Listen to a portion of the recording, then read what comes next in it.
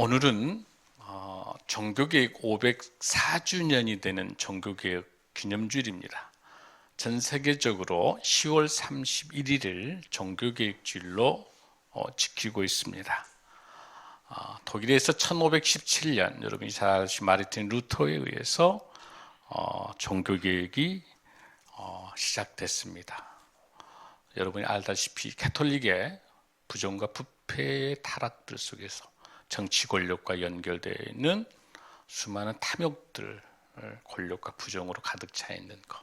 그래서 여러분들 알다시피 면죄부를 통해서 사람이 죄를 사할 수 있다라고 하는 이런 엄청난 제약 속에서 종교개혁이 일어나게 된 거죠. 그래서 베텐베르크 성당 교회에 반박문을 붙였죠. 그래서 그곳에서 95개 조항을 붙였습니다. 그리고 동시에 그 당시에 구텐베르크에 의해서 활자가 금속 활자가 발견돼서 그 전이라면은 지금으로 말하면 스마트폰 이런 SNS가 있질 않았었으면 개혁 운동에 쉽지 않았을 거예요. 근데 어쨌든 활자가 만들어지면서 50만 부를 찍게 돼서 이 가톨릭의 비리에 대해서 이렇게 반박문을 쓰게 됐습니다. 여러분이 알다시피 그 종교개혁의 가장 중요한 것을 우리가 요약을 하게 되면 베텐베르크 성당에 있는 95개 조항의 제1조를 보면 알 수 있어요. 제1조가 뭐냐면 우리가 주님이자 선생이신 예수 그리스도께서 회개하라고 말씀하셨습니다. 회개가 종교개혁의 키워드입니다. 1조부터 4조까지. 회개가 없는 것은 개혁이 될 수가 없습니다. 그런데 가톨릭이 라틴어 성경을 번역을 하면서 이 회개라고 하는 이 단어를 속죄하라고 바꿔버렸어요. 그러니까 이 죄값을 대신 치를 수 있도록 하다 보니까 시간이 지나서 점점 그 죄값을 사람이 치를 수 있다. 이게 오래되다 보니까 면죄부로 옮겨가게 된 큰 이유 중에 하나예요. 성경을 바꿔버리는 거예요. 사죄, 신부가 할 수 있도록. 그렇지 않습니다. 정확한 이 말씀은 마태복음 4장 17절의 근거에서 회개입니다. 여러분 마태복음 4장 17절 말씀에 보면은 하나님께서 하신 말씀 중에서 이때부터 예수께서 비로소 전파하여 이르시되 회개하라 천국이 가까이 왔느니라. 예수님의 제일 일성이 회개하라. 이 마태복음 4장 17절을 근거로 되어 있기 때문에 이거를 속죄로 바꿔버리는 것은 잘못된 거예요. 그래서 정확하게 헬라어에서 지난번에 제가 말라기와 느헤미야를 설교하면서 들으셨잖아요. 메타노이아라고 하는 그 단어가 회개라는 이 단어예요. 이 회개라는 단어는 뭐 여러분들 죄악의 길에서 십자가의 길로 완전히 돌아서는 거. 이게 회개예요. 믿음이 뭐예요? 믿음? 변화된 내 삶이 완전히 진정한 회개로부터 시작되는 게 믿음인 거야. 그런데 이 단어를 가톨릭에서 성경을 바꿔버린 거예요. 이러한 부정과 부패와 수많은 교회의 타락들을 두고 마르틴 루터의 종교개혁. 저는 종교개혁이라기보다는 오히려 종교개혁이라기보다는 오히려 저는 교회개혁이라고 보는 게 맞을 것 같아요.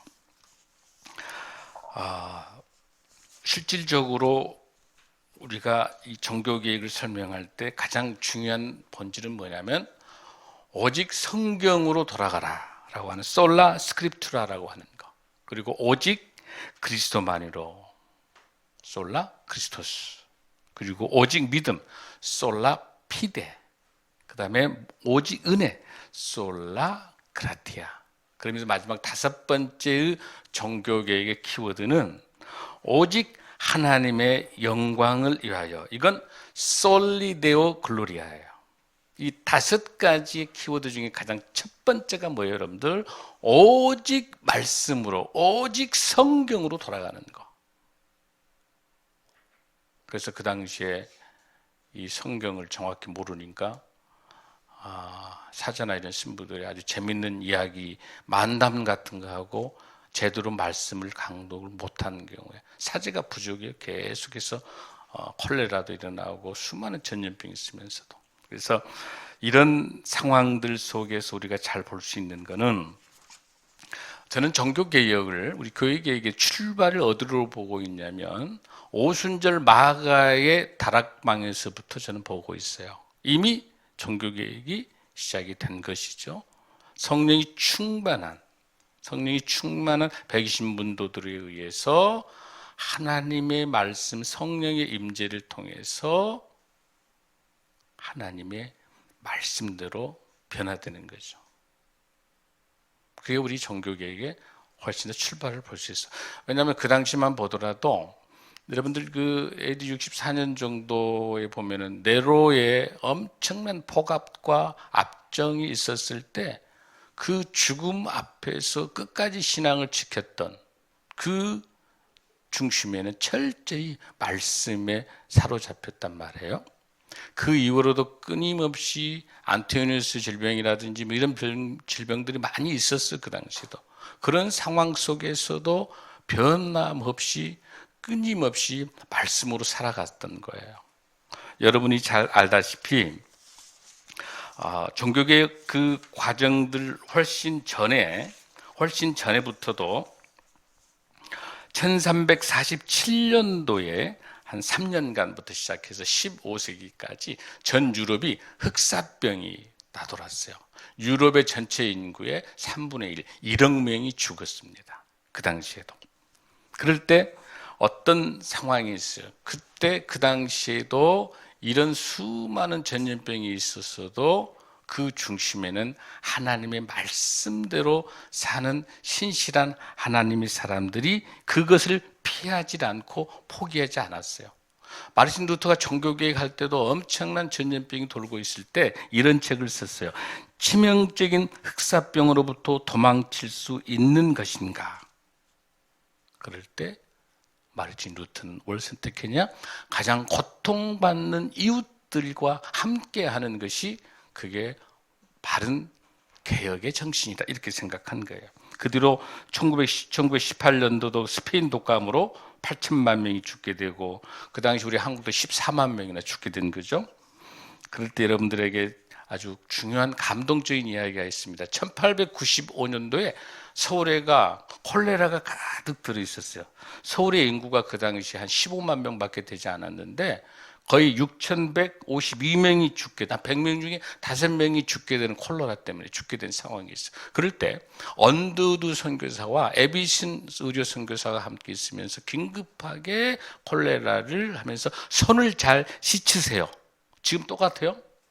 그때 구호가 뭐냐면 손을 잘 씻고 식중독에 조심하면서, 그리고 난 다음에 그 수많은 환자들을 치유하고 함께하는 데 있어서 세문안교회 성도들이 나서서 그 일들을 함께 봉사를 한 거예요.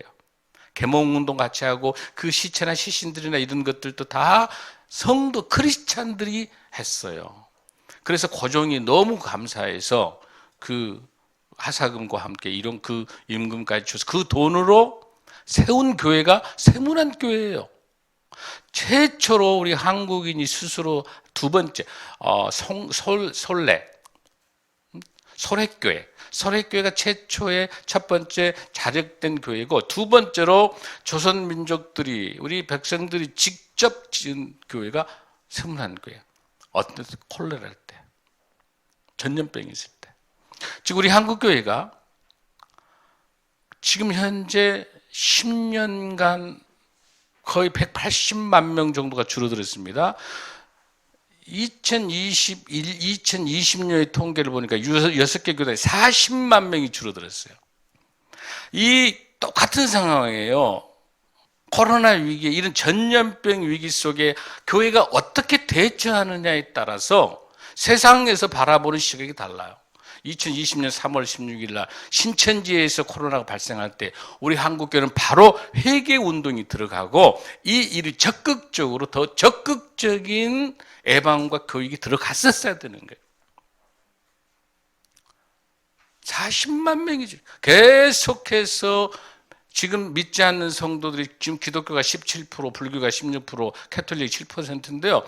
60%가 넘게 종교가 없는 사람들이에요.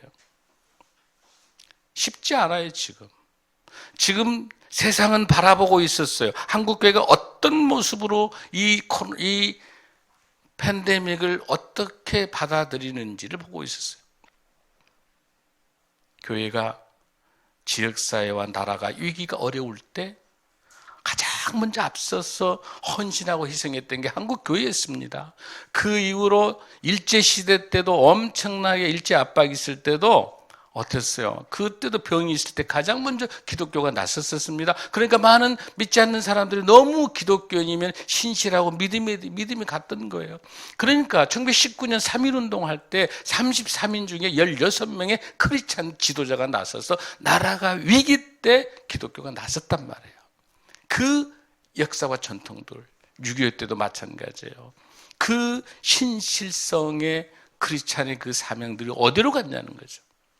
그거는 뭐냐면 회개가, 메타노이아, 회개를 놓치면 그 복음이, 회개의 복음을 놓치면은 그게 방종되는 것이 돼서 이 세상 어떤 것도 걸림돌이 없이 그렇게 하나님의 영광을 가리게 되는 거예요.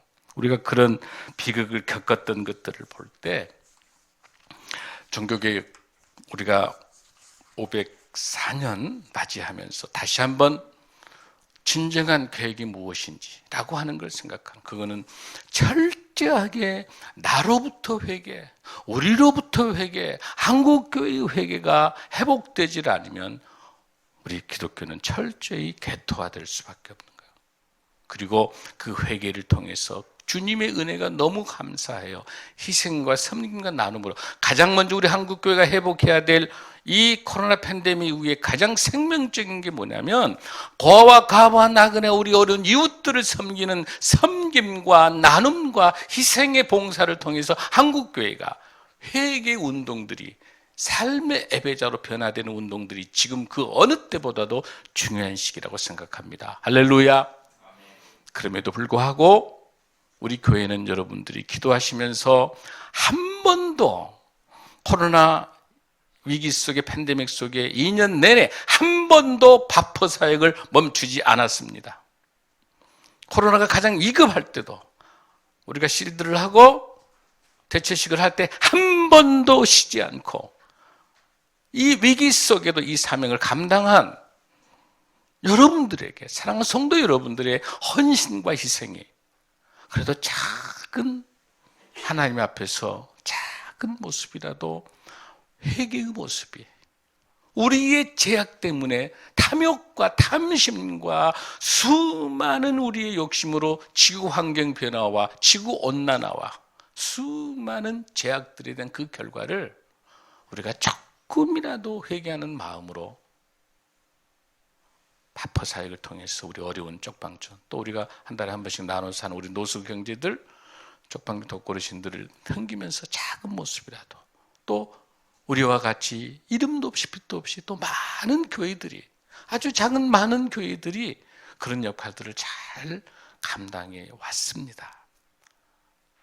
지금이라도 한국교회가 정말 하나님이 원하시는 우리의 욕심, 우리의 잘못을 철저하게 회개하고 그 회개를 통해서 하나님의 나라가 이 땅에 오는데 하나님의 영광을 가리지 않도록 이를 통한 이 사역들이 저와 여러분을 통해서 함께하길 간절히 소원합니다.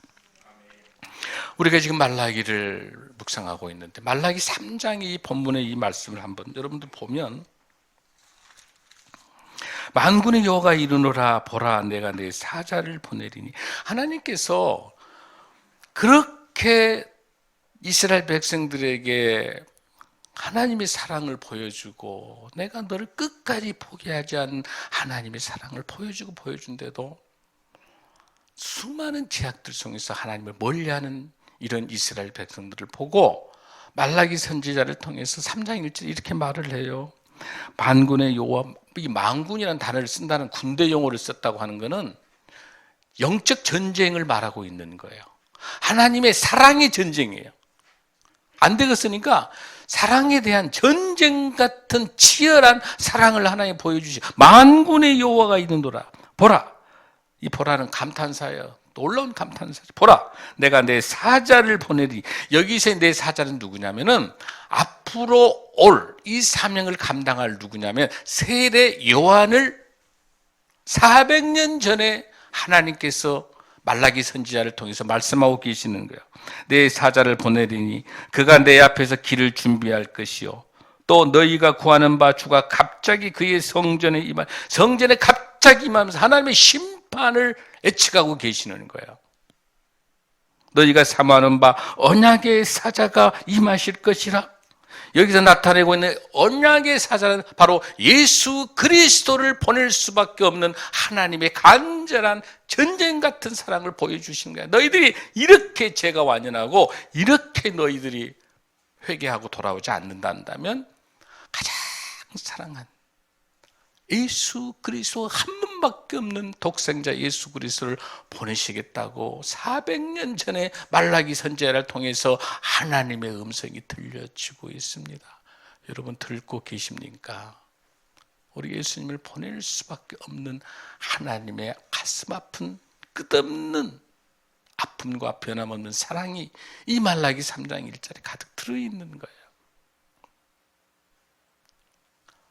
그리고 하나님께서 마태복음을 통해서 이제 사복음서 통해서 우리 예수님께서 탄생하시잖아요. 오실 수밖에 없는 상황이죠. 그러면서 오늘 이 시간에 종교개혁의 시초가 시작되는 놀라운 성령의 역사, 오순절 사건입니다. 바로 예수님께서 십자가에 돌아가시고 성령을 우리에게 보내주시면서 우리에게 주시는 진정한 사랑, 지금 이대로 안 된다. 회개하라. 하나님의 일성이, 예수님의 일성이 회개하라. 마르틴 루터의 종교개혁의 일성이 제1조가 회개하라. 천국이 가까이 왔다라고 하는 음성이 지금 저와 여러분에게도 동일하게 회개하라의 하나님의 음성을 듣는 저와 여러분이 될 줄로 믿습니다. 다시 우리가 말씀으로 돌아오겠습니다. 사도행전 돌아옵니다. 사도행전 3장에 보면 우리 1절 한번 읽습니다. 시작. 사도행전 3장 1절. 제9시 기도 시간에 베드로와 요한이 성전에 올라갈새 나면서 못 걷게 된 이를 사람들이 메고 오는 이른 성전에 들어가는 사람들에게 구걸하기 위하여 날마다 미문이라는 성전문에 들어오니라. 자, 이 3장에는 어떤 내용이냐면은 안진뱅이밖에 없는데 성령 충만한 베드로와 요한이 나타나서 이 안진뱅이에게 그 구걸하고 있을 때 내게 은과 금은 없어도 예수 그리스도 이름으로 일어나 걸어라. 예수 그리스도의 최고의 놀라운 그 은혜의 성령의 선물을 통해서 새롭게 변화되는 거예요. 그러니까 유대교의 전통 속에서 있었던 9시에 오후 3시에 바로 기도하러 가야 되는 그런 사람들인데 그 정해진 유대교의 양식이 가득 묻어 있지만은 그 안에서 성령의 예수 그리스도 기독교의 정신을 가지고 예수를 일어서게 한 거예요. 이게 바로 뭐예요? 종교 계획인 거예요. 이게 성령의 계획인 거예요. 이게 유대교에서 기독교로 옮겨가는 종교의 개혁, 기독교 교회 계획인 거예요. 이 근본적인 것이 어디서 우리가 알 수 있느냐면은 2장을 통해서 우리가 보겠습니다. 자, 우리 2장에 37절 말씀입니다. 시작. 그들이 이 말을 듣고 마음에 찔려 베드로와 다른 사도들에게 물어 이르되 형제들아 우리가 어찌할꼬 하거늘. 이 내용이 나오는 것은 그 앞에 36절에 보면 이렇게 돼 있어요. 너희가 십자가에 못 박은 이 예수를 하나님이 주와 그리스도가 되게, 너희들 때문에 우리 예수님이 십자가에 십자가에 돌아가시고 못 박혀 돌아가셨다고 하는 그것에 대해서 듣고 37절에서 마음에 찔려 베드로와 다른 사도들에게 물어 이르되 형제다 우리가 어찌하고, 이게 뭐예요? 여러분들, 마음에 찔려라는 게 뭐예요? 이게 회개예요. 성령의 바람으로 인해서 전 세계 각지에서 왔었던 120문도들이 성령 충만해서 하나님의 은혜 가운데 있은 그 가운데 있어서 많은 사람들이 와서 물었더니, 예수 십자가에 돌아가시간 너희 유대인들 너희들의 그 죄악 때문에 예수님 십자가에 돌아가신 거다, 돌아가시려 했지 않느냐라고 할 때 뭐라고 합니까? 마음에 찔려 우리가 어찌할꼬. 이게 뭐예요, 여러분들? 이게 회개예요. 이 회개가 처음으로 들려갔던 이 회개가 가능한 게 뭐예요? 성령이 충만하니까 회개가 될 줄로 믿습니다. 그리고 난 다음에 38절입니다. 시작. 베드로가 이르되 너희가 회개하여 각각 예수 그리스도 이름으로 세례를 받고 죄 사함을 받으라. 그리하면 성령의 선물을 받으리니. 할렐루야. 자, 여기서 똑같이 베드로도 뭐 하라고 그래? 회개하라. 하나님 나라 백성들이, 구원받는 백성들이 가장 먼저 하는 것이 첫 번째가 뭐예요, 여러분들? 회개하는 거. 할렐루야. 죄를 회개합니다. 구원받는 사람은 죄를 회개합니다. 자, 두 번째입니다. 예수 그리스도 이름으로 세례를 받습니다. 구원받는 사람은 예수 이름으로 뭐 받는다? 세례를 받아요. 그 다음에 세 번째 봅니다. 그 다음에 세례 받고 난 다음에 뭐 하게 됩니까? 죄사함을 받으라. 구원받은 사람은 뭐 합니까? 죄사함을 받습니다. 먼저 성령을 통해서 성령의 은혜가 받게 되면 제일 먼저 죄를 회개하게 되고, 두 번째는 세례를 받게 되고, 세례를 받은 사람은 뭐 하게 돼? 죄사함을 받는 거야. 할렐루야. 그 다음에 네 번째가 뭡니까? 그리하면 뭘 받는다? 성령을 선물로 받는다. 할렐루야. 우리가 하나님의 백성이 되게 되면, 구원받는 자가 되게 되면 선물로 성령을 주시는 거예요. 여러분 성령 받으셨죠? 아멘. 대답이 별로 안 크네요. 아멘. 그래서 이 베드로가 이 메시지를 합니다. 여러분도 있는 것처럼 죄를 회개하고 세례받고 놀랍게 죄를 사함받고 성령 선물로 받을 때 여기에 감동돼서 믿지 않는 많은 사람들이 주님 앞에 와가지고 얼마나 3,000명이나 주님 앞에 돌아와요. 할렐루야. 이 교회가 예루살렘 교회가 세워지는 거예요. 할렐루야. 건물이 아니라 한 명 한 명 회개하고 성령 충만하게 돌아오는 죄 사함 받은 모든 하나님의 백성들로 구성되는 공동체, 그게 교회고, 이게 예루살렘 교회가 출발하게 되는 것이 성령의 사역입니다. 할렐루야. 그러면서 뭐라고 합니까? 너의 몸이 성전이다. 저와 여러분이 성전인 줄로 믿습니다.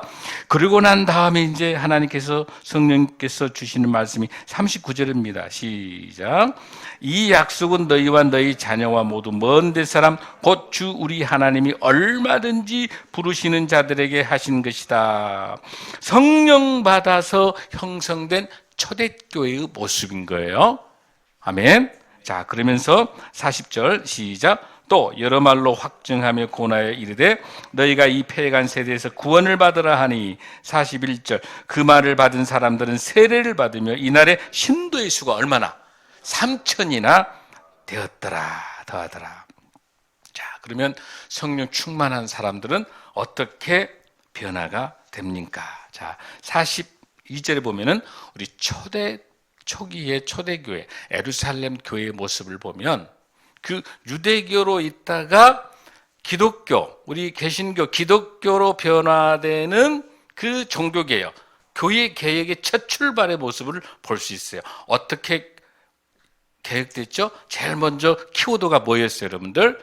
회개, 찔림, 회개를 통해서 제사함 받고, 제사함 받고 그 믿음을 통해서 성령의 선물을 받은 다음에 그렇게 변화된 사람의 살아가는 크리스찬들의 모습, 기독교인들의 모습, 그 모습이 여러분들 거기에서 42절부터 있습니다. 자, 첫 번째 봅니다. 시작. 그들이 사도의 가르침을 받아 서로 교제하고 떡을 떼며 오로지 기도하기를 힘쓰니라. 아멘. 여기 아주 중요해요. 잘 보셔봐요. 이 사도라고 하는 이 단어 헬라에 보니까 복수형입니다. 복수예요. 왜? 12제자잖아요. 그런데 거기 가르침을 받는다는 이 가르침을 받는 동사는 단수 동사를 썼어요. 무슨 뜻이에요? 누가 말을 하더라도 오직 십자가에 돌아가신 예수 그리스도만이 우리의 구주라고 하는 그 고백하는 그 가르침은 뭐이다? 딱 하나다. 아멘. 아멘. 딱 하나. 오직 예수 그리스도만이 우리 죄를 사하시고 우리를 죽음에서 사해 주시고 영생의 소망을 주시는 분이 누구다? 오직 예수 그리스도라고 하는 그 가르침은 여러 가지가 있을 수가 없다는 거예요. 단수형을 썼다는 거예요. 그 다음에 그렇게 된 사람은 어떻게 합니까? 서로 교제하고 떡을 떼고 오로지 어디에 힘을 쓴다? 기도에 힘을 쓴다. 우리 예수님이 오셔서 세 가지가 뭐였어요? 가르치시고, 그 다음에 뭐 여러분들? 말씀을 또 어떻게 해요? 전파하시고, 또 병든 자를 어떻게 하시고? 치료하시고. 가르치시고 전파하시고 또 치유해 주시는 그 예수님의 사역들과 같이 그 은혜 받은 사람이 어떻게 합니까? 서로 교제하고 떡을 떼며 기도에 힘쓰는 걸 볼 수 있습니다. 그 다음에 두 번째 놀라운 초대교회의 모습입니다. 자, 교회가 개혁되면 이렇게 됩니다. 43절 읽습니다. 시작. 사람마다 두려워하는데 사도들로 말미암아 기사와 표적이 많이 나니. 그러니까 사도들을 통해서 수많은 기적들이 보이는 거죠. 그래서 아까 3장에서 베드로와 요한에 의해서 그 전에 베드로 얼마나 어떤 베드로의 아주 비참하죠. 베드로 그냥 의심도 많고 그 다음에 우리 예수님을 수없이 배반하고 그런 보잘것없는 우리와 같았던 그런 베드로가 성령 충만하다 보니까 3,000명을 주님 앞에 오게 하고 뿐만 아니라 3장에 건너가서 베드로와 요한이 9시에 기도하라고 할 때 오후 3시에 기도하러 그 성전에 올라가면서 그 안진뱅이에게 은과 금은 없어도 내게 예수 그리스도 이름으로 일어나 걸으라 걸고 난 다음에 이 병자가 어떻게 한 줄 알아요? 찬송을 해요. 찬송을 뛰면서 찬송하는 거예요. 그건 바꿔서 말해서 그 유대교의 그 전통의식 속에서는 안진뱅으로 있었던 그런 사람이 예수 그리스도 복음이 들어오니까 교회가 개혁되니까 복음이 들어오니까 회개하니까 성령이 충만하여 그 안진뱅이가 일어서서 걷고 뛰면서 하나님께 찬송했더라. 바로 그게 2장에 이어서 3장 1절부터 4절 5절에 나오는 내용이에요. 할렐루야. 이게 종교개혁, 이게 교회 개혁인 줄로 믿습니다. 교회가 개혁된다면 먼저 말씀과 찬양과 기도를 통해서 가장 먼저 형제간에 교제하고 어렵고 힘든 이웃들과 사랑과 나누는. 그래서 우리가 종교개혁 제504주년을 기념한다면 팬데믹 속에 이런 어려움과 고통 속에 있는다면 한국교회가 저와 여러분이 가장 먼저 고아 가부와 나그네 이웃들과 쪽방촌 독거리신을 섬기는 일들은 해도 되고 하지 않으면 안 되는 하나님의 회개에 대한 하나님의 놀라운 역사가 이 사역인 줄로 믿습니다. 이것만이 우리 한국교회가 공교회성과 공공성을 살 수 있는 거예요. 공교회성이 뭡니까? 정부가 다 감당하지 못하는 것. 그 어떤 누구도 감당하지 못하는 사각지대에 있는 어렵고 힘든 우리 이웃들에게 그 사랑을 예수 그리스도 정신으로 사랑을 나누는 그 일들이 얼마나 중요한지 몰라요. 이름도 없이 빛도 없이 그 사명을 감당할 때 회개해서 은혜 받는 사람은 하나님의 주신 그 은혜가 너무너무 감사하기 때문에 회개하는 사람은 성령이 충만하기 때문에 내가 가지고 있는 모든 것들 중에서 너즉 소중한 것을 나눌 수 있고 흘러내려보낼 수 있고 그걸 나눌 수 있는 그 모든 것은 은혜 받은 저와 여러분을 통해서 가능할 줄로 믿습니다. 아멘. 많은 걸 가지고 있어서가 아니에요. 아주 작은 거라도 나눌 수 있는 그 마음은 회개하고 나의 생명보다 더 귀한 나의 모든 것을 주님께 올려드릴 때 그걸 통해서 하나님께서 역사할 줄로 믿습니다. 세 번째 놀라운 변화되어 있는 초대교회의 모습입니다. 44절 45절 읽습니다. 시작. 믿는 사람이 다 함께 있어 모든 물건을 서로 통용하고 또 재산과 소유를 팔아 각 사람의 필요를 나눠주며. 나눔입니다. 회개가 일어난 사람은 회개가 일어나면은 내가 가지고 있는 모든 것이 하나님의 은혜라고 생각하고 감사가 넘치고 나눌 수밖에 없는 삶을 사는 거예요. 가장 큰 회개가 여러분 뭐예요, 여러분들? 우리 크리스찬들의 가장 큰 회개는 뭐예요, 여러분들? 주머니가 회개해야 돼요. 주머니가 회개해야 돼요. 내 주머니 안에 들어있는 걸, 꽉 쥐고 있는 걸 회개하는 것이 하나님의 사람이 회개가 가장 우선되는 거는 주머니의 회개가 우선인 줄 믿습니다.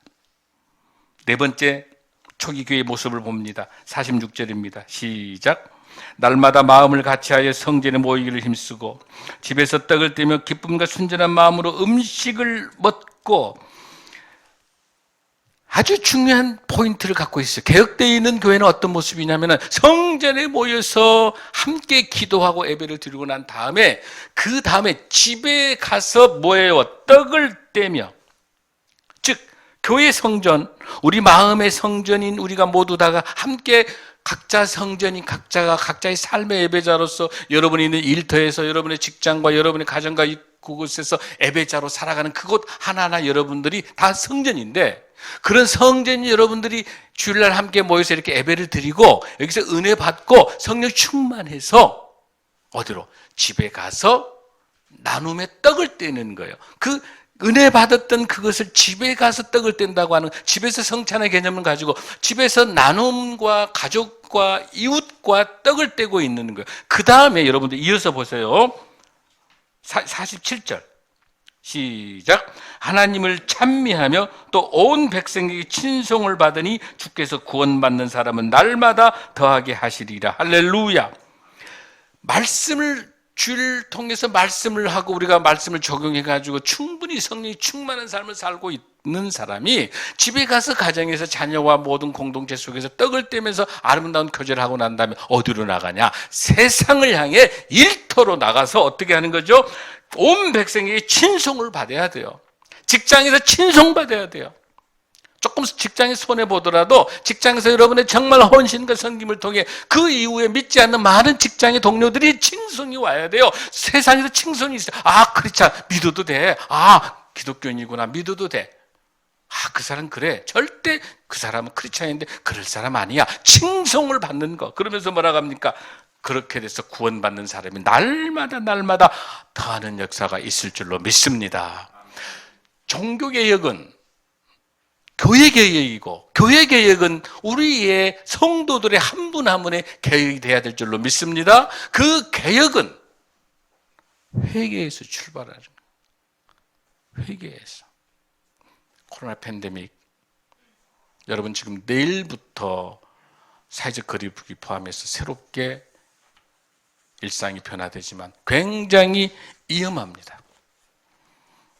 지금 경건한 마음으로, 회개하는 마음으로 우리 삶의 구조와 상황들을 절제하면서 철저하게 우리를 정말 주님 앞에서 겸손하고 정말 주님 앞에서 회개하는 마음으로 이 11월 1일을 맞이하는 종교개혁을 통해서 맞이하는 이 앞으로의 모든 계획들이 주님 앞에서 우리의 탐욕과 우리의 욕심과 욕망들을 다 내려놓고 정말 겸손하게 주님 주신 초대교회의 성령 충만한 이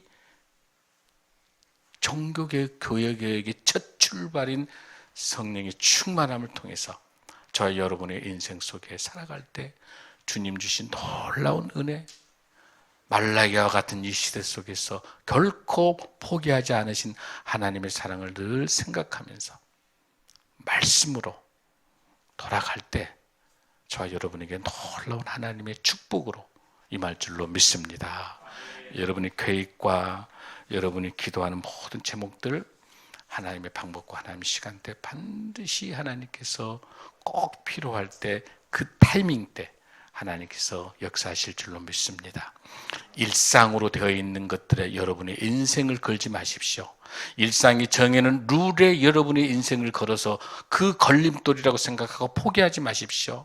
어떤 일상이나 어떤 환경이든지 간에 하나님이 우리와 함께 하신다면, 하나님 우리에게 능력을 주신다면 하나님이 주신 그 힘으로, 홍해를 갈라내는 그 힘으로 이 세상에 악하고 더럽고 힘드는 이런 세상들 속에서 믿음의 신실한 종이 돼서 이 세상을 주님과 함께 동행하며 승리하는 저와 여러분이 될 줄로 믿습니다. 2021년 11월 1일 주님 주신 놀라운 은혜로 회개의 하나님의 삶을 살며 승리하는 저와 여러분이 될 줄로 믿습니다. 우리 교회가 그 사명 감당하길 원합니다. 우리 한국교회 그 사명을 감당하기 원합니다. 세상에 손가락질 받지 않고 하나님 영광을 가리지 않는 그런 교회, 그런 성도, 그런 멋진 하나님의 사람이 되어서 여러분이 속해 있는 직장과 여러분이 속해 있는 공동체 속에 꼭 필요한 저와 여러분이 될 수 있도록 승리하시기 바랍니다.